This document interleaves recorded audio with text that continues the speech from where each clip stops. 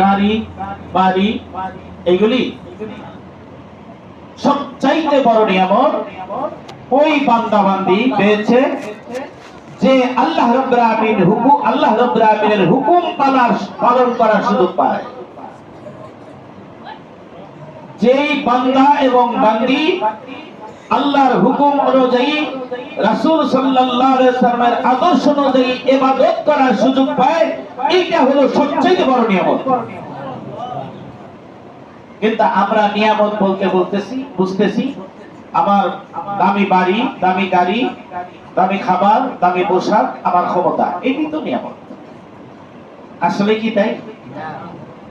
সবচেয়ে বড় নিয়ামত যে আল্লাহ রাব্বুল আলামিন আমাকে সৃষ্টি করেছেন, সেই আল্লাহ রাব্বুল আলামিনের কুদরতি পায় আমার এই কবরটা লাগানোর ব্যবস্থা করে দিয়েছেন, এইটা হলো সবচেয়ে বড় নিয়ামত।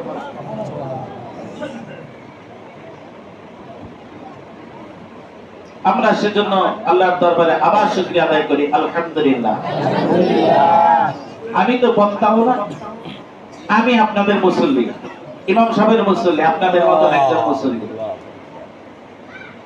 আমি ইমাম সাহেব যিনি সবসময় আমাদের এখানে আমাদেরকে নামাজ পড়িয়ে থাকেন, একটা কথা জিজ্ঞেস করব, আপনারা বলেন।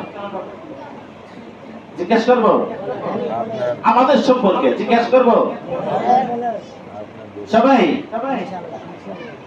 আজকে জোহর উঠতে বা মাগরিবের উঠতে এই পরিমাণ মুসল্লি পেয়েছেন কিনা?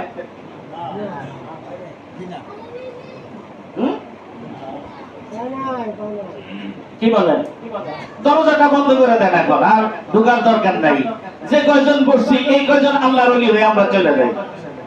রাজি আছি সবাই? কিসের জন্য আপনারা এসেছেন? আজকে রাত্রে কেন এত লোক আসলেন বলেন তো?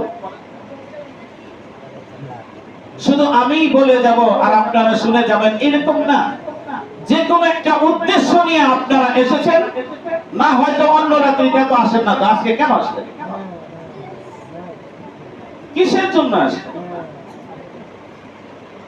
ইবাদত করা, আল্লাহকে পাওয়া। সারা বছর ইবাদত করলাম না, সবে বরাদের মধ্যে এসে আল্লাহরে পাইয়া যাবো গা, এর কোনো গ্যারান্টি আছে? বলেন আছে?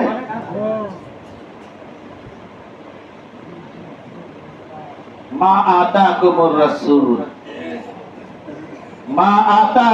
রাসূল ফাখুযু ওয়া মা নাহাকুম আনহু ফান্তাহু। রাসূল মুহাম্মদ সাল্লাল্লাহু আলাইহি ওয়াসাল্লাম তোমাদের